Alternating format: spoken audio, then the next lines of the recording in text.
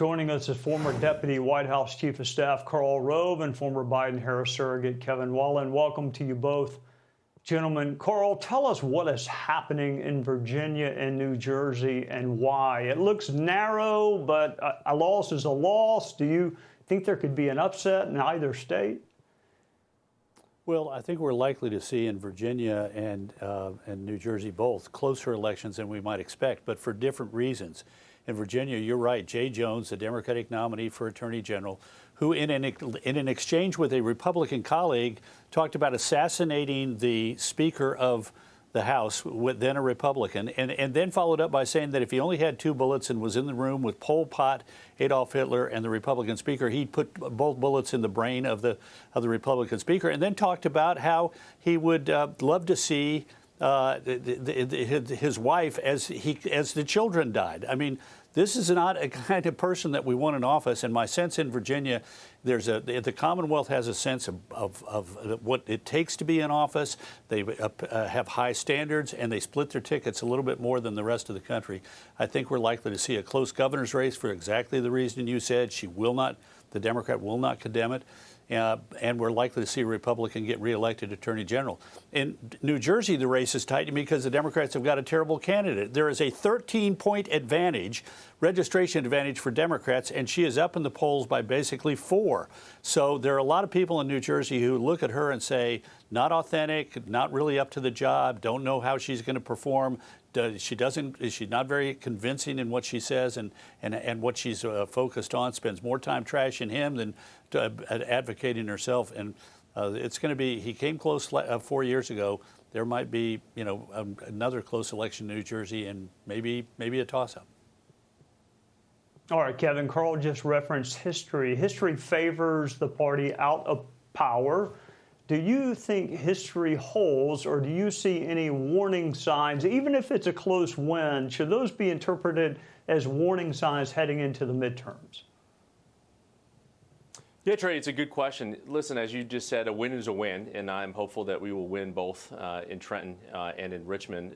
And we've seen some early indications that enthusiasm is off the charts when it comes to early votes in both the Commonwealth and the state of New Jersey. So those are some indications that are good for Democrats, to Karl's point, that have that registration advantage in New Jersey. But 15% of that electorate is independent. So it'll be a question as to whether they break for Jack Ciattarelli going for his 3rd attempt at the governor's office, or for Mikey Sherrill coming from Congress. But again, I'm hopeful that both indications are that both women have had a significant, a lead, whether it be 5 to 10 points in both of those races. But it's anyone's guess in this closing week how both will finish.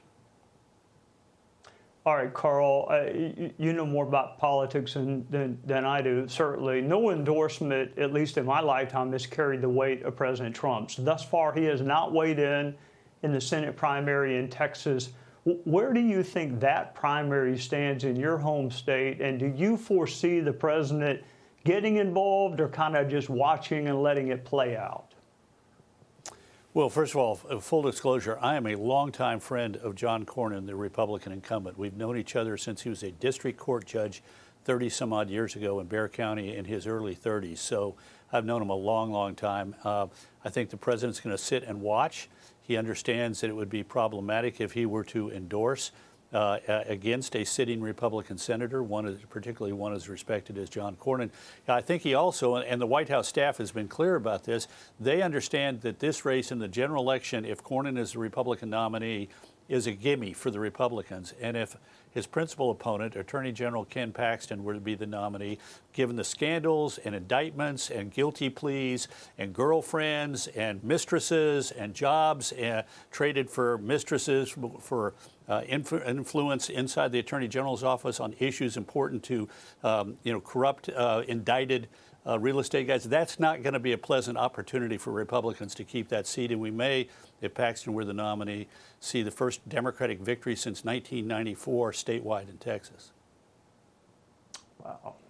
Kevin, you and I are proud South Carolinians. I don't know about you. I don't think about New York all that much, although we have friends up there. Zohran Mamdani is likely to beat a former governor who couldn't keep his hands to himself around women, does this race really have any impact outside of New York? I mean, are folks going to finally figure out they can adjust to living without gunfire as background noise, shoplifting, marijuana smoke, and actually move to other cities?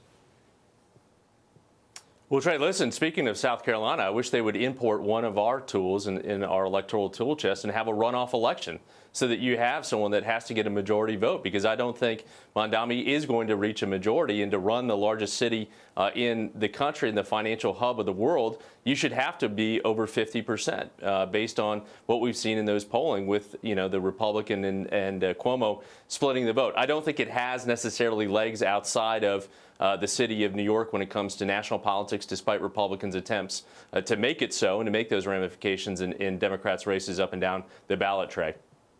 Karl Rove, Kevin Walling, thank you for loaning us your civility and your respective expertise in politics on a Sunday night. I'll see you both soon. Thank you. Thanks, Trey. Good to see you. Hey, Sean Hannity here. Hey, click here to subscribe to Fox News YouTube page and catch our hottest interviews and most compelling analysis. You will not get it anywhere else.